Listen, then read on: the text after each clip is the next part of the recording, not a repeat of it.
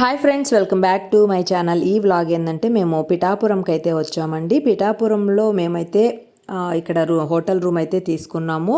ఈ hotel room యొక్క మాకైతే 1800 అలా పడిందండి. ముందు వ్లాగ్లో మేమైతే పంచారామ క్షేత్రాలు, అలానే మాణిక్యాంబాదేవి శక్తిపీఠము, బిక్కవోలు సుబ్రహ్మణ్యేశ్వర స్వామి దర్శనం చేసుకొని సామర్లకోట నుంచి మనకి పిఠాపురం అయితే 25 కిలోమీటర్లు అలా ఉంటుందండి. ఇక్కడికైతే మేము ఆఫ్టర్నూన్ అరౌండ్ 1 o'clock వచ్చాం. ముందు వ్లాగ్లో వీడియోస్ అన్నీ అప్లోడ్ చేస్తున్నాం. ఆ వీడియోస్ చూస్తే మేము ట్రిప్ ఎలా ప్లాన్ చేసాం, ఎక్కడెక్కడికి వెళ్ళాము అనేసి క్లియర్ ఐడియా వస్తుంది. ఈ రూమ్ అయితే మాకు 1800 అలా పడింది. ఈ రూమ్ మేము ఎగ్జాక్ట్గా ఎక్కడ తీసుకున్నామంటే శ్రీపాద శ్రీవల్లభ స్వామివారి మహాసంస్థానానికి పక్కనే అయితే తీసుకున్నామండి. ఇదేనండి స్వామివారి మహాసంస్థానము. మనకి స్వామివారి మహాసంస్థానంలో కూడా రూమ్స్ అయితే ఫ్రీగా ఇస్తారండి. కానీ మనకి 2 months ముందే చెప్పాలనేసి అన్నారు. ఇంకా అలానే మనకి ఉదయం పూట బ్రేక్ఫాస్ట్ కానీ, మధ్యాహ్నం పూట లంచ్, నైట్ డిన్నరు, అలానే టీ మాత్రము ఫ్రీగా అయితే సంస్థానం వారు ప్రొవైడ్ చేస్తారండి. సింగిల్గా వచ్చే వాళ్ళకు కూడా ఇక్కడ లాకర్సు, అలా డార్మెటరీస్ అవి కూడాను మనకి సంస్థానం వారు ప్రొవైడ్ చేస్తారు. కాకపోతే కొంచెం ముందుగా అయితే మనము చెప్పాల్సి ఉంటుంది. ఇక్కడ మనకి శ్రీపాద శ్రీవల్లభ స్వామివారి మహాసంస్థానంలో స్వామివారి పాదుకలను అయితే మనం దర్శించుకోవచ్చండి. ఇక్కడ అట్లానే మనకి ప్రశాంతంగా మనకి భజనలు కూడా నిర్వహిస్తారండి మహాసంస్థానంలో. ఇక చూడండి. ఇంకా అలానే ఇక్కడ మనకి ఔదుంబర వృక్షం ఉంటుంది. మనకి కోరికలు ఉన్నవాళ్ళు, కోరికలు తీరిన వాళ్ళు ఈ విధంగా అయితే ఔదుంబర వృక్షానికి టెంకాయతో ముడుపులు అయితే కట్టుకొని స్వామివారిని అయితే ప్రార్థిస్తారనమాట. ఇంకా చెప్పాను కదా, మనకి ఫ్రీగా రూమ్స్ కూడా ప్రొవైడ్ చేస్తారు. కానీ మనకి 2 months ముందైతే చెప్పాల్సి ఉంటుంది. ఇక్కడ తర్వాత ఫుడ్ అయితే మనకి ఫ్రీగా అయితే ప్రొవైడ్ చేస్తారండి మహాసంస్థానం వారు, ఉదయము, మధ్యాహ్నము, రాత్రి.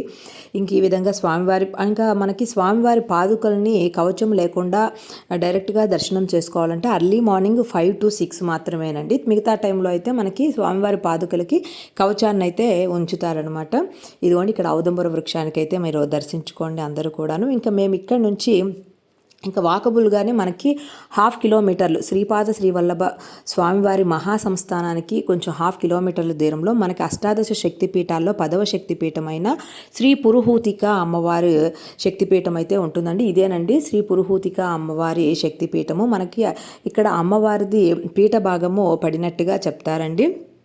ఇక్కడైతే మనకి ఇక్కడ పంతులు గారు వీడియోస్ కూడా తీసుకోవచ్చని చెప్పారు. ఇది మనకి అష్టాదశ శక్తిపీఠాల్లో 10వ శక్తిపీఠం అండి, శ్రీ పురుహూతిక అమ్మవారు. ఇక్కడైతే అమ్మవారి దర్శనం అయితే చేసుకున్నాము చక్కగా.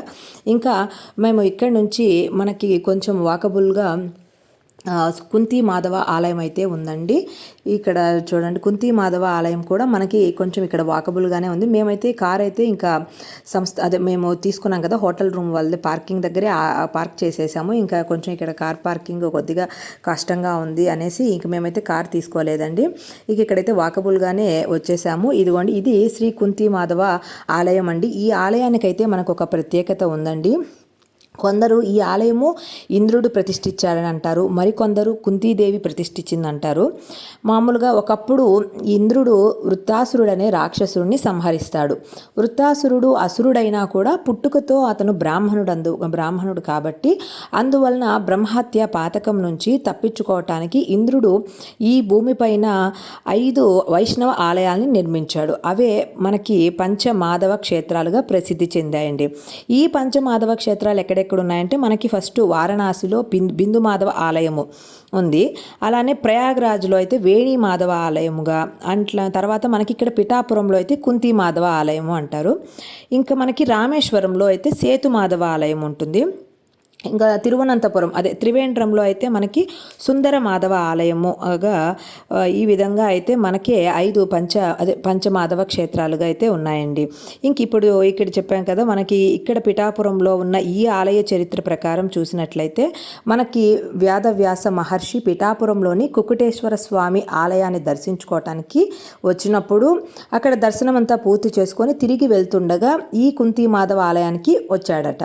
అప్పుడు తన దివ్య దృష్టితో ఈ ఆలయంలోని ఇంద్రుడు నిర్మించాడని, పాండవ వనవాస సమయంలో పాండవులు ఇక్కడికి వచ్చి ఉన్నారని, ఆ సమయంలో కుంతీదేవి ఈ మాధవునికి విశేష పూజలు చేసిందనేసి చెప్పారట.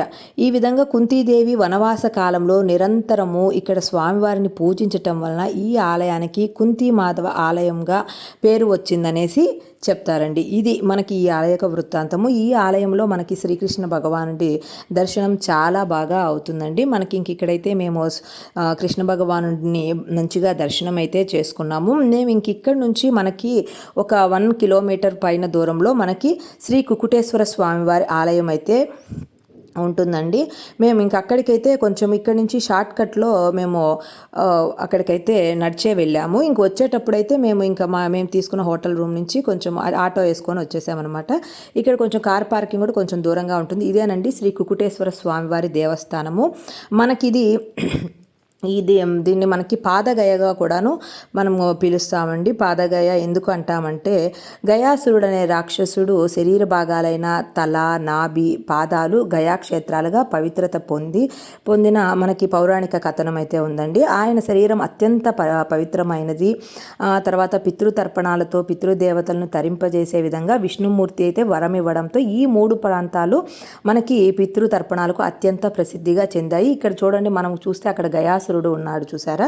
ఇక్కడ మనకి గయాసురుడివి పాదాలు పడ్డాయి కాబట్టి ఇక్కడ మనకి పాదగయగా అంటారు. మనకి శిరోగయగా మనకి బీహార్లోని గయా క్షేత్రం ఉంది కదా, అక్కడ తల భాగం పడింది కాబట్టి శిరోగయగా. ఇంకొకటి తర్వాత నాభి భాగం ఎక్కడ పడిందంటే మనకి ఒడిస్సాలో ఉన్న జాజ్పూర్లో బిరాజాదేవి టెంపుల్ ఉంటుంది. అక్కడ బిరాజాదేవి శక్తిపీఠం ఉంటుందన్నమాట. అక్కడ మనకి గయాసురుడిది నాభి భాగము పడినట్టుగా చెప్తారు. సో ఈ 3 క్షేత్రాలు కూడా ఈ విధంగా నాభిగయ, శిరోగయ, పాదగయగా మనకి ప్రసిద్ధి చెందాయి. ఇక్కడ మనకి ఈ పిండ ప్రదానాలు, పితృతర్పణాలు చేస్తే చాలా సద్గతులు పొందుతారనేసి మనకి పురాణం అనమాట.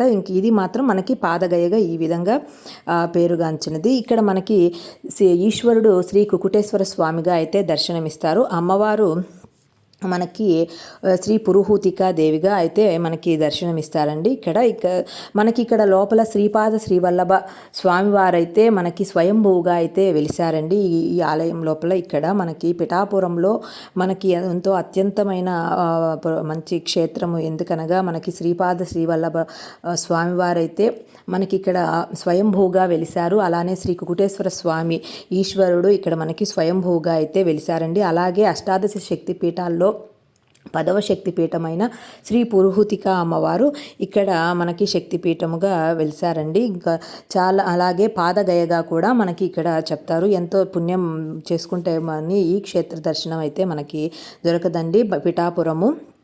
సో ఇక్కడైతే మేము ఈ ఆలయాల్లో ఉన్న ఉప ఆలయాలు కూడా చాలా ఉన్నాయండి. ఈ ఆలయం లోపల మేము ఇవన్నీ కూడాను మంచిగా దర్శనం చేసుకున్నాము. ఇంకా మేమైతే ఇక్కడ నెక్స్ట్ డే అయితే మేము రూమ్ అయితే చెక్అవుట్ చేసి మేము మా జర్నీ అయితే అన్నవరంకి అయితే స్టార్ట్ అయిపోయాము. మేము ఇక్కడ పిఠాపురంలోనే ఫ్రెష్ అయిపోయేసి రూమ్ అయితే చెక్అవుట్ చేసేసి అన్నవరంలో సత్యనారాయణ స్వామి వ్రతానికి డైరెక్ట్గా వెళ్ళాలనేసి ప్లాన్ చేసుకున్నామండి. ఇవన్నీ కూడాను నెక్స్ట్ వ్లాగ్లో మేము ఎక్కడికి వెళ్ళాము, ఏమేమి చేసామో ఆ వీడియోస్ కూడా వస్తాయి. ఈ వీడియో నచ్చితే please like, share, subscribe. Bye friends.